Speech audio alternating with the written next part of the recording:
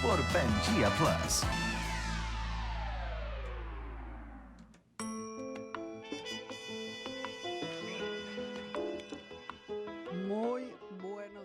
Good morning.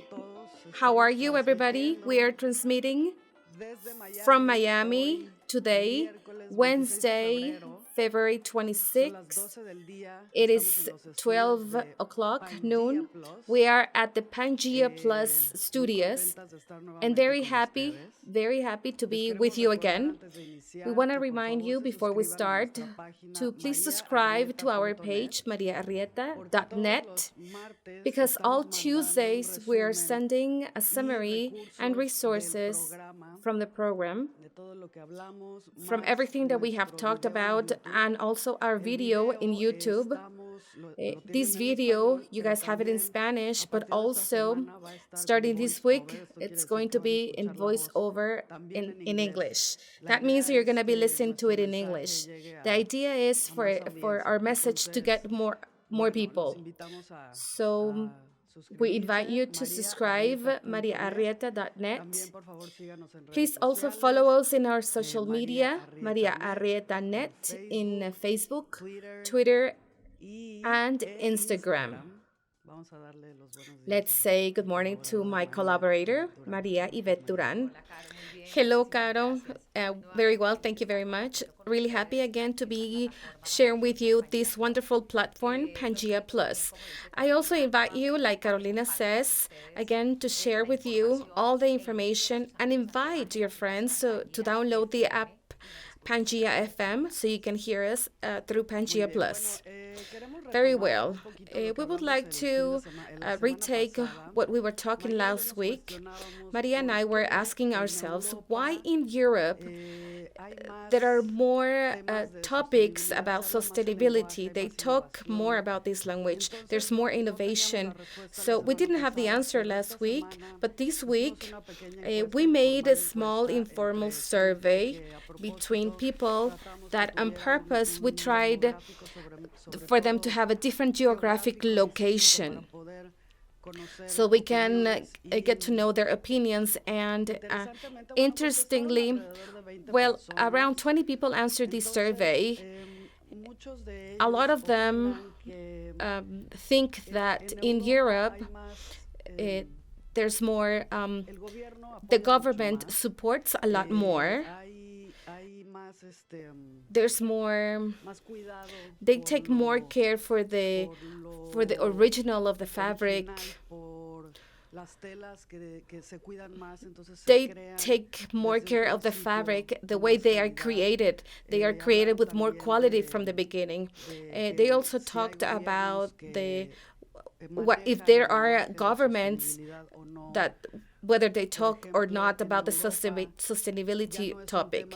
For example, in Europe, the topic is not whether it exists a weather change, climate change or not. Over there is already part of the political agenda. So this makes, obviously, for them to have more initiative. Another interesting things that they told me is that caught my attention was that everything was generated right after World War II. Because at the end of the war, there were very few resources, and so people started using only the resources that they had.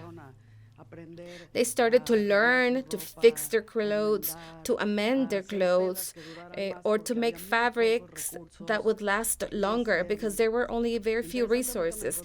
And interestingly, I found an article that talks about these, that what if we had to go back to a way of rejuvenating everything right after the war.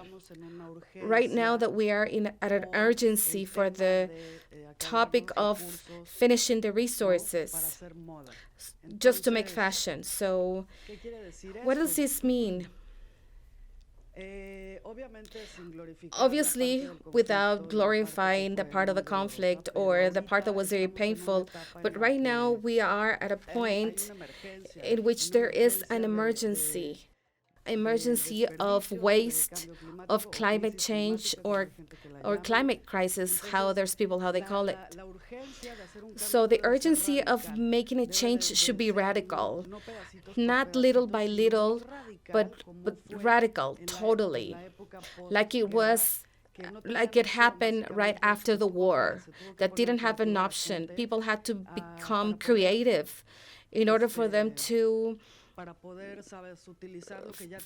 use what they already had. So they also told me something very funny, that people in Europe were very proud of what they do. So, so when it says made in France or made in Italy, it really helps them a lot. So I really thought it was really interesting, Maria, that definitely not a single person told me that it was not true, that there was more development here, which I think it's interesting because the United States is one of the most advanced countries with a very strong economy, but they don't talk. It's a language that it's spoken mostly in Europe. Also, another person that lives in Australia told me that Copenhagen, they make this event. They started 10 years ago. This is the 11th year, and it's called the Fashion Summit in Copenhagen, based on the profile of events, business, but it is fashion. So when they start doing this event, it's like the beginning of where they want to take the fashion industry. And that's why there's a lot more conversation in Europe. That's where it generates. And it gets only a little to over here because I think it happens in English. That's one of the purposes why we decided to do this program in Spanish, because I also have that perception that they're doing a lot of things, but we don't have that much access, the people that speak Spanish, because most of these is done in another languages. Like you tell us, we already know where this starts from Second World War. So that's why our sources, and we want to tell you that most of our sources are from Europe. It's because they are more advanced. That doesn't mean that Latin America is not doing anything. We're doing a lot of things also. We're going to be giving you a lot of information about these. We're doing a lot of things. We're making wonderful changes. People from our cities, from our countries, native people are doing a lot of things that are supporting this industry. So our source mostly comes from London, Europe. We already know. Caro just gave us a very clear explanation because you made this survey. Yes, this was very interesting. Media was mentioned, and they also mentioned that in America, mostly in the entire continent, there's a lot of land, a lot of space. And in Europe, they don't have that much space. So it really has to be very carefully treated so that it can last longer, between other things, and so that the clothes can last longer because of the resources. Right after the war, the resources were extremely limited. We were reading last week even that the fashion in France changed radically because women started to go to work because men were at war. So they started making their own clothes, but very different clothes. First of all, because they were supposed to use the material that were available. And also because they started to make clothes useful for working, like jumpers. A single piece type of clothing. It was a totally different fashion from what they had been doing. So this is the answer from the informal survey that we did. Ursula de Castro also told me, she is the co-founder from Fashion Revolution, that it is this initiative. Very briefly, she told me that she was busy, but she told me that in China, there's also a lot of advanced, especially about the supply chain, not only Europe, but now we know that China is also really well situated in talking about economic around the world. Well, then, let's continue with a little bit with a topic that we talked about last week that was called greenwash or eco wash or whiting green, eco whiting. So, Maria, tell us about it. Like you were saying last week at the end of our program, it was a little bit short on our time, like always, because we wanted to be with you all day if it was possible. So, a little bit, what is the greenwash? So, those of you who are not familiarized with this term, the greenwash, it's a very simple word, but it has a strong implication in the topic of consumption and for all of us, the consumers. It is simply where the big companies have taken advantage that us, the consumers who want to help the planet and we want to get for our daily consumption green products. So all these big companies have specialized and spend millions of dollars every year trying to change their image and presenting it to the public, as something ecological. They they write in their etiquettes green in the food industry and the oil industry and all the consumption industries are handling this. It is extremely dramatic the way they spend millions of dollars, but at the end of the day, we're gonna see that they're deceiving us. What Not all of them, but what happens? What's happening is that they're taking advantage of what the consumer wants. The big companies have the economical power. The small companies or companies that are actually doing all the process of circularity and everything that means to be sustainable are being affected because everybody, the public in general, are not believing these brands. It is a deceptive publicity where every time they're doing it, and there are special entities in oversee this type of companies for that the consumer can actually go back in believing, and we can still believe in that.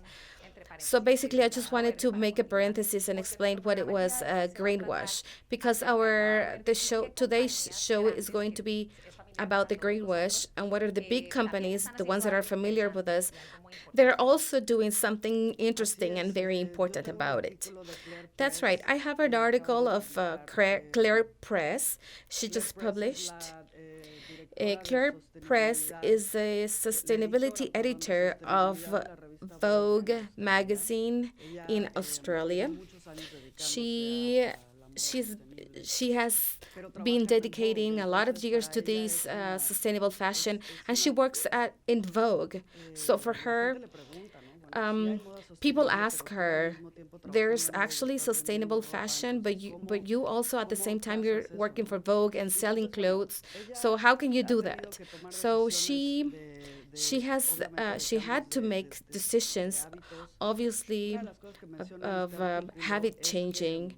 One of the things that she mentions in this article is that she is always worried for the clothes that are made to be wasted. A little while ago, she found a phrase that says that they're making clothes of a single use. I think you guys have heard this term of plastic that it's being used once, and now they're making clothes that it's going to be used once.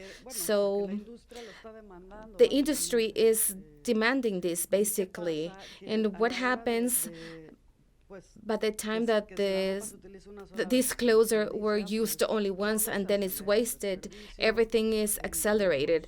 The waste, the consumption, and the running out of resources. So she mentions in her article that there are studies, and a lot of people are talking about these studies and considering these studies, that the millennials, we also mentioned the millennials last week.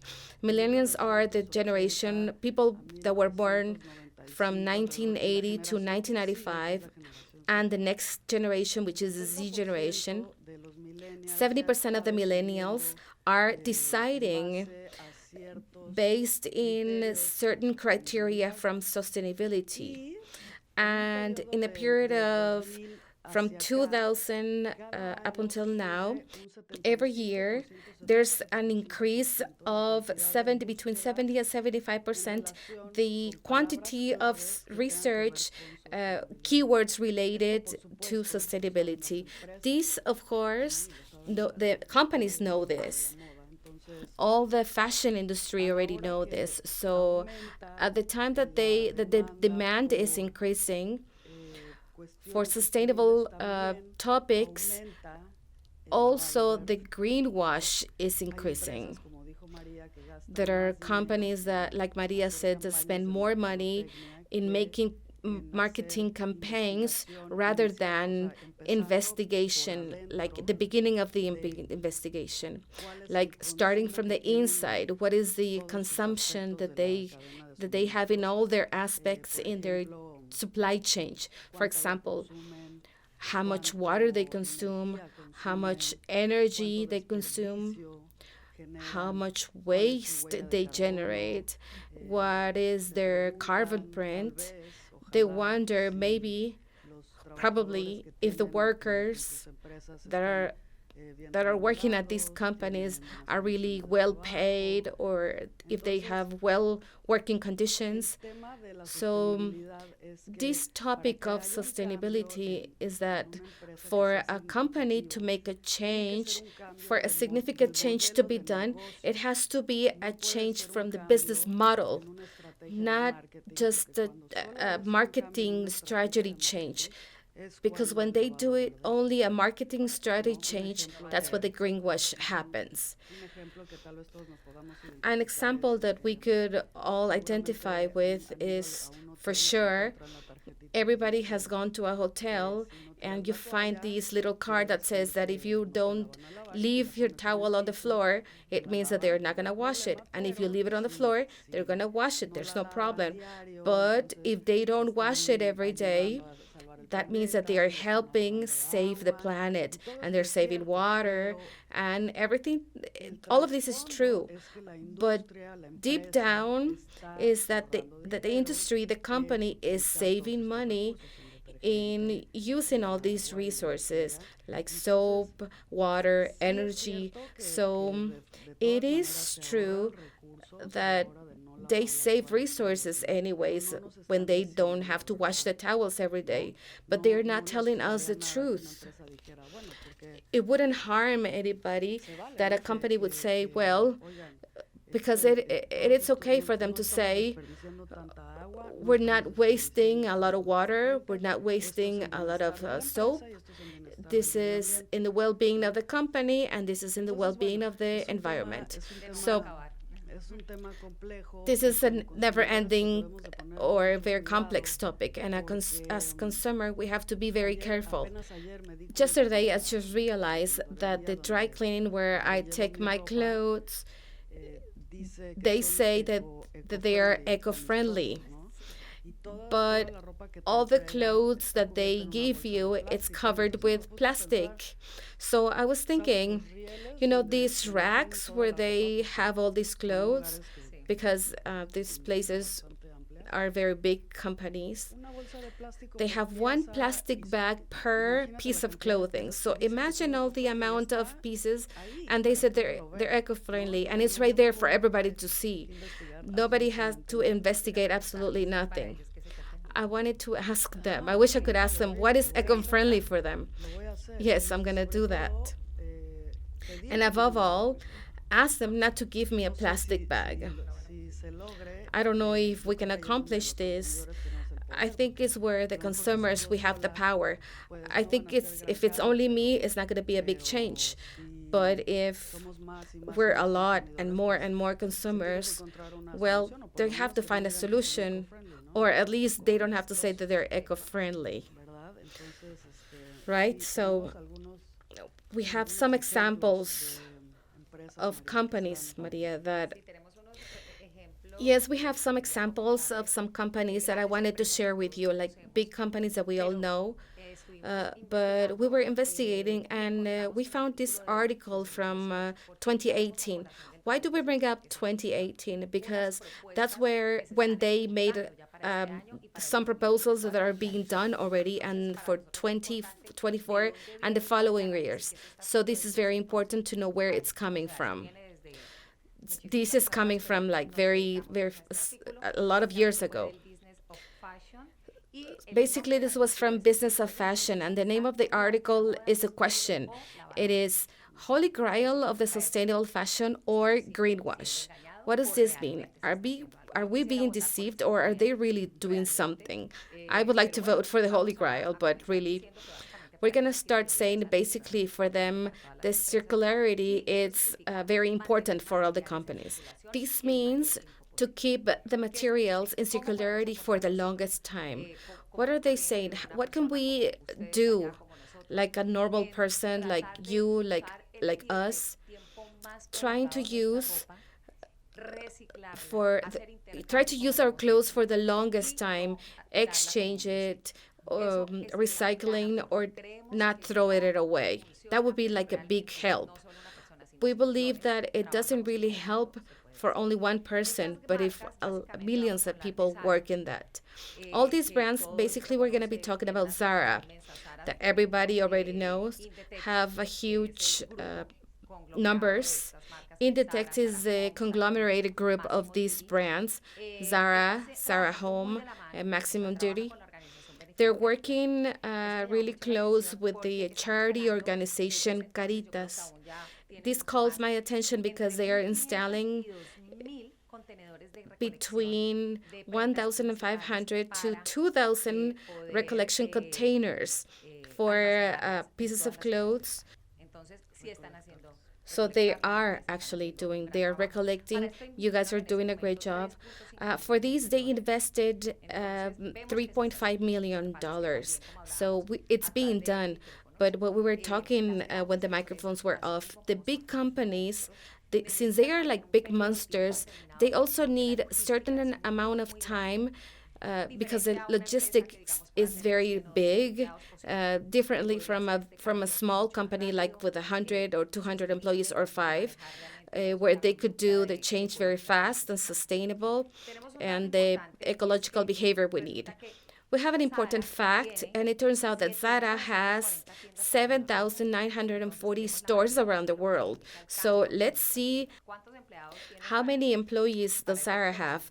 Back then, they had 174,386 employees. So these numbers sounds in my head really big. They're from like 154 different nationalities, so it's like around the world. We're talking about the brands, not only Zara, a lot of well-known companies like Gap or Tommy Hilfiger, Hugo Boss. Each one of them are doing something. And what did Gap do? What did Gap mention? Gap says that they're identifying technologies for recycling a lot more advanced for all their stores and for all their fashion lines. So they said it's happening in 2020. We're talking about how Tommy Hilfiger already started to do all these, and the post-consumption of the recycled textile fibers is less than 70% are already on the market. They're being recycled. So I think he has already advanced. I don't know if more than Gap, but it is already a great advanced.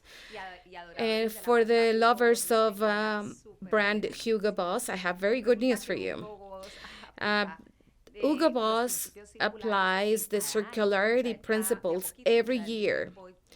He says, I go little by little, but sure. What happens for his new collection of this year?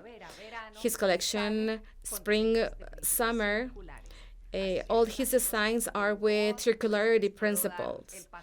So I can say Hugo Boss, you can go ahead and buy from Hugo Boss because he's doing a great job. Maria Arrieta recognizes him for doing all these job. We're not making any kind of publicity, but we're very happy to see all these working. We can also see that Target, that is one of the most important chains. We also see that a lot of chains have their own brand. So this chain has its own brand. They have worked a lot on these. They have invested in like $1 million in new recycling technology. All these big companies are investing in technology for recycling, how to do it faster and safer. So we see that Target is actually working. The brand H&M, that is also really well known by all of us. H&M is planning for this year to invest around $6.8 million in boost out the investigation in this entity that is located in Hong Kong. And this entity is dedicated only to the investigation of recycling textiles and clothes, especially cotton and polyester. They were telling us that cotton and polyester, when they're combined, by the time that they have to be recycled, what they found is that the piece of clothing it's destroyed because it is very difficult to separate these two components. So it's really good that they're investing a lot of money to do this. H&M really wants to work it out. And it's not going to be a waste. They're like doing the investigation and we're talking about technology. I think there's a lot of work in the field right now, so you can contact them for a job. We can also say that all these companies have in common, Caro, is that definitely they invite all of us to collaborate in a practical way, in an everyday manner, in doing these type of campaigns, not just through media, but like voice to voice. They invite us because they're doing a great effort. We have to recognize it, but it's on us that they can do it faster and better for all of us. Because if we put the flag and we say we wanted the change is going to be done. Like we were mentioning a little while ago, by the time that these companies realize that a demand exists for all this research in social media, for all these decisions when you buy clothes, they have the urgency to get on the train of sustainability because this is the way that it's being marked, is the tendency. So right here, that's where we have to pay a lot of attention because companies that won't get on the sustainability boat are going to get behind. But we have to see how they get on the sustainability boat. For example, you were talking about these big companies. They are investing a lot of money in investigation, in artificial intelligence, because imagine we're talking about 180,000 employees in a single company. So imagine how can they determine.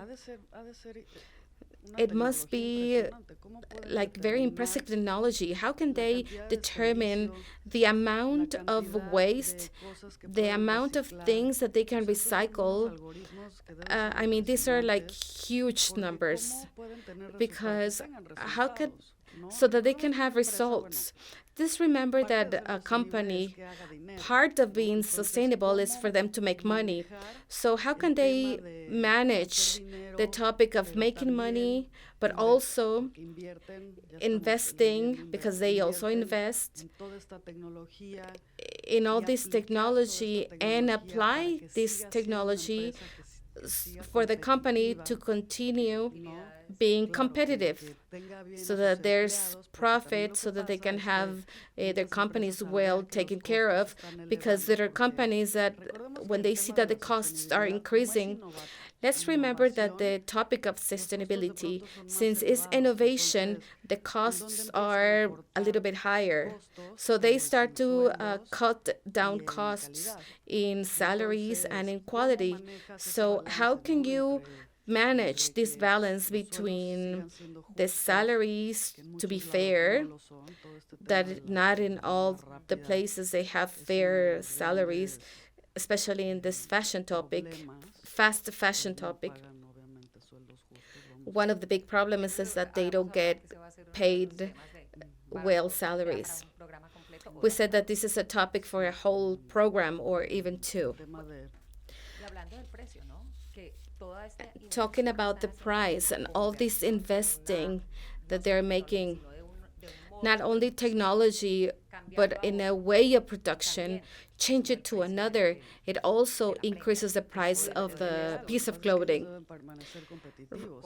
Really, the thing is that they have to still continue being competitive. Like right now, for example, another phenomenon is happening. We also have to take into account that this industry is changing a lot. Another phenomenon is happening right now. It's not new, but it's not from 10 years ago. It's also selling online. The companies that are equipped to attend this market that is online, which should be, amongst other things, really fast. You know, the result is really fast. The process, you order something and the next day you have it in your house. So these companies that are not updated with these, they're also staying behind. So not just the topic of including sustainability in your agenda, but I repeat, to stay competitive. And now with the topic of shopping online, it is very complex. It's like I heard the other day that a lady was telling me, it's like trying to turn around a little boat with 10 people and trying to turn around the Titanic. I mean, really, the labor that all these big companies have to do is like incredibly big to balance all these aspects in order for them to continue being competitive, because at the end of the day, that's what they want. The main objective is to make money. Yes, Maria, that's right. Well, we're going to give you some really good news, especially talking about sports brands. So let's begin with Nike. You have very good news for us. Well, Nike announced that they're going to dress the athletes for the next Olympic Games, which are this year, 2020. They're going to give them shoes and clothes. In general, Nike is trying to cover all aspects. For example, they're taking care of the water, how much water they are consuming when they are synthesizing products. For example, what you were mentioning about plastic and polyester, what they're doing is they're trying to reduce the consumption of water in all these processes. They're also making synthetic leather, which consume less resources, energy, water in general, and it doesn't contaminate. That contaminates the water. So in general, Nike is adopting all these.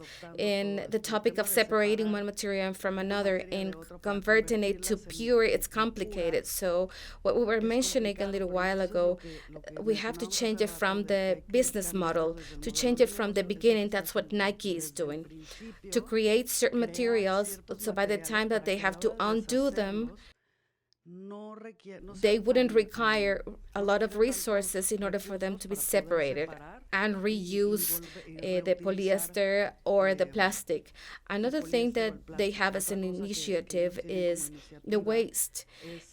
Everything that is already done, everything that it's made, anything, a shoe, a jacket, it is wasted. There are some leftovers. All this waste means tons and tons of trash every year that go to the sea or go to the dumps. So Nike is also implementing this formula so that all this waste, but take a look at how interesting it is. From the very beginning of the production of the fabric or material, they are watching that this waste would be easy to manage, to handle, you know. By the time that it becomes waste, they can also use it to create a new product. So I think this is a great example of how the business model, everything is already well planned. We repeat that it's very complex because since all of this is relatively new, like to have a projection is very difficult. To know right now if they start to recollect used shoes, how many people are gonna come and turn in their shoes, what is the quality of the shoes. Everything is really complex to measure, but Nike has been doing all this for a little while, and proudly they're implementing all of these technologies. I also heard it has nothing to do with sustainable, but the medals of the sportsmen they're gonna make it from electronic waste. Oh, I love it. Everybody's gonna be watching these, especially for the industry. And it's going to be really hard for the ones that are not on the boat. And little by little, yes, we found another term, a very interesting, a little bit related with the greenwash. This term is called wash with purpose. This is another level, another level. Let's give you an example.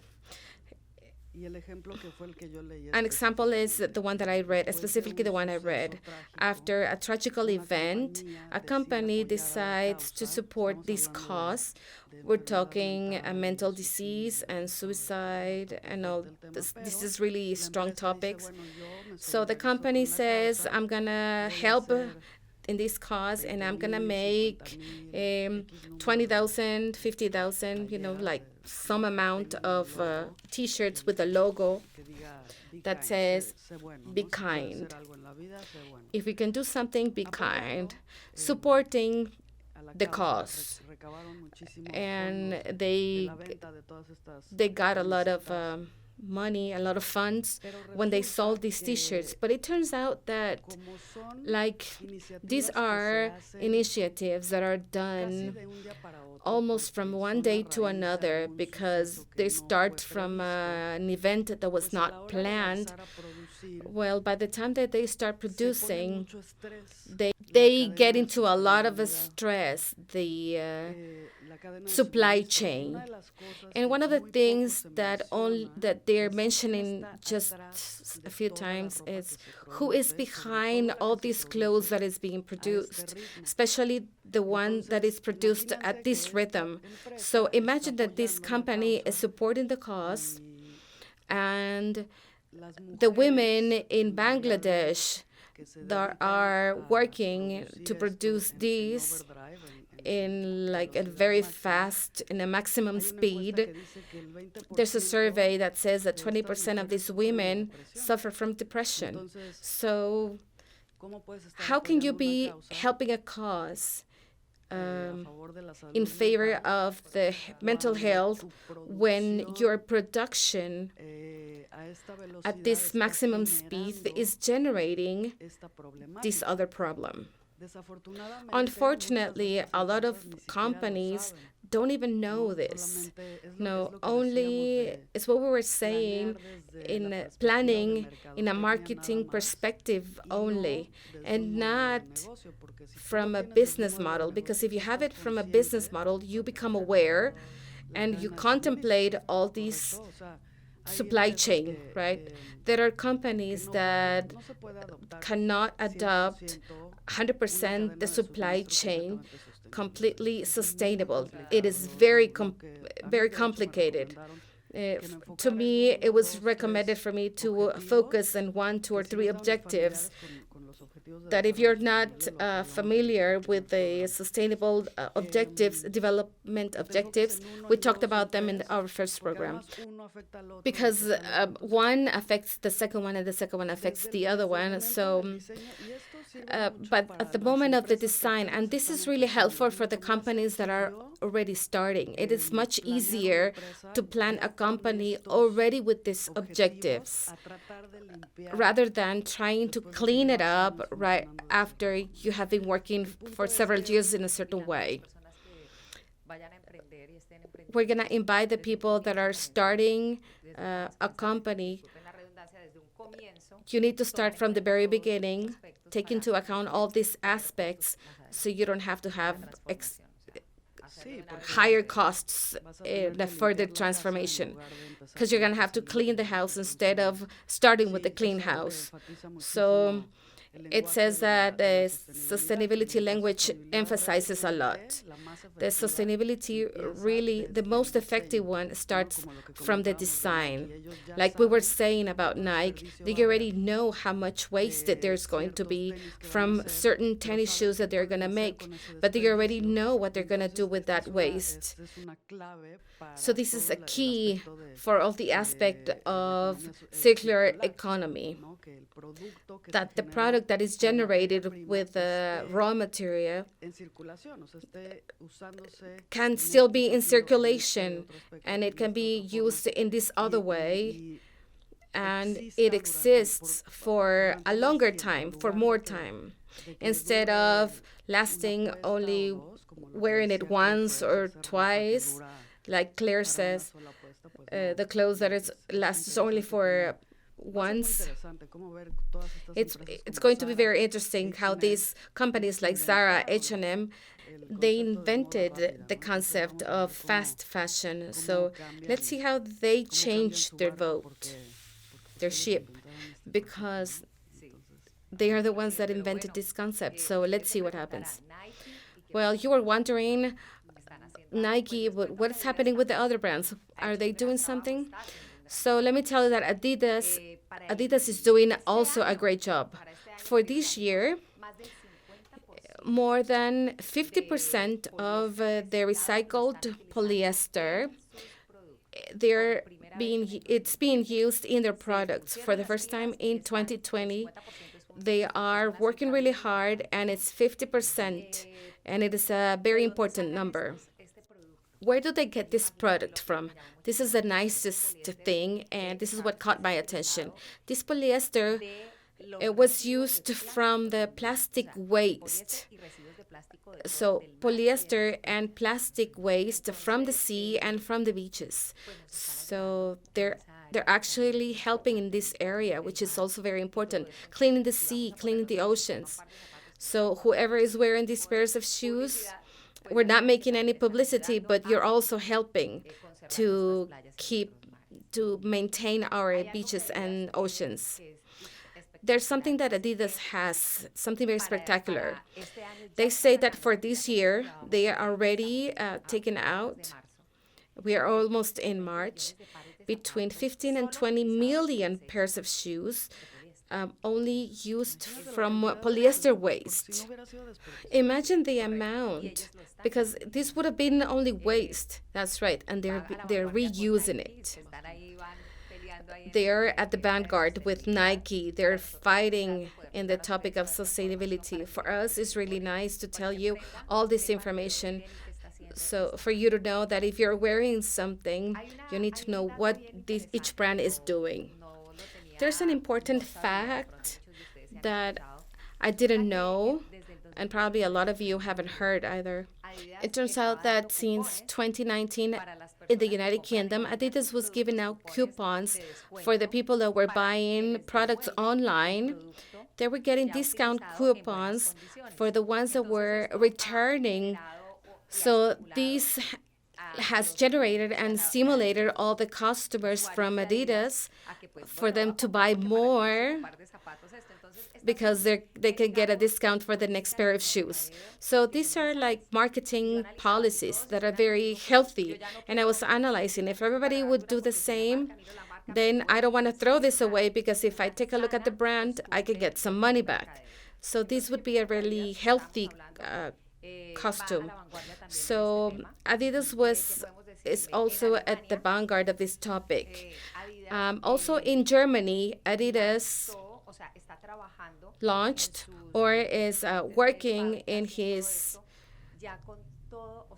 factories. He's using his own energy source, basically from renewable sources. It has already transformed. I think this is excellent news. We see that they are really making a change. And so here we are to give you good news and good information because this generates, like, we really can do it and inspire us for a change. You had something to say about Adidas. Well, in general, what's happening is that there are a lot of initiatives, but in general, they are from a long time ago giving big steps, you know. They are already quantifying the results. They have initiatives in all the world. Well, I don't know in all the world, but in specific areas that are actually giving a result. And the next step would be to be able to continue with this same chain. Reading from Changing the topic a little bit, I was reading from the fashion weeks that are still in effect. We found some very interesting details that say we're here with the same topic that what we are talking about. We're talking about these like part of the agenda of the company directors more than just a fashion. They used to send invitations and the runways of all these fashion weeks were very ostentatious, like very big spectacles. And right now the designers are using only voicemails for the invitation or emails or very simple things. I also read that Giorgio Armani, he gave his fashion show in Milan. There was no people, nothing, no people. We also have to say the truth to contain the topic of the coronavirus because they found an outbreak in Italy, so there are cities that are closed, like Venice. But now, at the time that they have to do it more digital, they stop consuming a lot of resources. Like, let's go back to the topic. I was really impressed to hear this about the Second World War because we don't have this in mind. We just turn on the light, we put on our clothes, we go to the store, we buy a cup of coffee, but we don't really think if the other day I was making an exercise and I want to invite all of you. All of us as human beings, our daily life, in our daily life, we are generating a carbon print. Even if you are really healthy or vegetarian or sustainable, every step we take, we are creating a carbon print. So I invite everybody to do this one day because this is going to help us pay more attention to our consumption habits.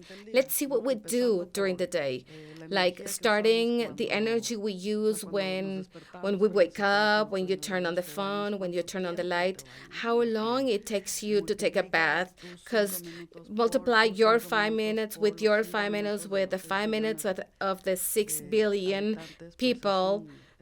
We're talking about a gigantic amount. So this exercise, I really like this exercise very much because we talk about the sustainability topic and all of these, but are we really paying attention? Are we really paying attention to our own habits, what we consume, what we waste? If we go to the supermarket and we buy things that require us to create more waste, well, but tell us about the conclusion of your day. Where did you realize that you could actually make a change right away? Because there's sometimes you have to analyze first. Well, I can't do it really fast, but I can do it little by little. But if you're doing this exercise, where can you invite us or share with us, this is what happened to me, this is where we can make a change? Well, I I take care of the water, and I have this from a long time ago. But recently, especially once that I started making numbers of the water that is wasted globally, I I became a little paranoid. Um, I take care of the water a lot. I pay a lot of attention in this aspect. I also, another thing that I started doing is all the waste from the vegetables. We make juices, and all this waste, I put it in my plants. So there's no waste when you throw it in the trash. So it's food for my plants. Listening to you, I also realize that I am also making a change, very interesting change, which is when I go shopping, taking my own bags when I go shopping. It takes me a while because I forget, but it is my purpose. They're inside the car, and I do my shopping and receipts. I receive a receipt every time I buy something. I know it's probably to return something, but imagine, even to those stores. Well, I know I can tell you the store because we're not making any publicity, but the dollar stores, I went to buy something last time and they asked me, do you want the receipt, paper receipt, or you don't want it? And I said, I loved it. Thank you for asking. No, thank you. I don't want it. Actually, my wallet is generally big, so sometimes there's only three things in my wallet, and I go to the same supermarket every time. So those little changes, those little habits make the difference. If not, we're not going to create it. The plastic bags, I never bought bottles of water in my house. And my son tells me, Mommy, and I'm like, no, you have your bottle. For example, me with the fashion topic, I've always changed a lot. This blazer I'm wearing is from Goodwill, and it is a very nice blazer in perfect conditions. Long time ago, I wouldn't even have thought about buying used clothes. Well, this is right here. Perfection doesn't exist. It's moving on, it's learning. And I think it's having the intention and becoming consumers, because we're not going to stop consuming, but probably having a greater excuse. What are we going to consume? Because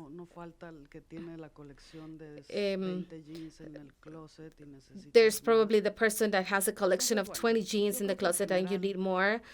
Well, I think that in general, we have to be learning. We're on the way of learning, of all of us learning. Again, we remind you to ask questions, get in touch with us through our social media in Facebook, Instagram, and Twitter for Maria Arrieta Net. Subscribe so we can send you our email, and also remind you that the video in YouTube, we're gonna have it so you can listen to it in English. We're also gonna have a podcast very soon in English and in Spanish. And well, we're putting this structure together. We're very happy to be here, and we're gonna have to say goodbye today. Maria, well, it's a pity, as always, but the time is here. It was really fast. We really hope that you have kept something from this, but that we have inspired you a little bit more. I hope we brought some information for you. We're very happy to do it every week, and we continue and we invite you to please give us some feedback. What are the topics that you would like to hear? What are the questions that you have? We have gotten a lot of great answer. I know we're short on time, but we're sending all the emails to those of you who have written to us, and we have had a great feedback. Really great answer. Very happy of everything that we're doing. A big effort with a lot of love, and I hope to see you soon next Wednesday at the same time. Bye.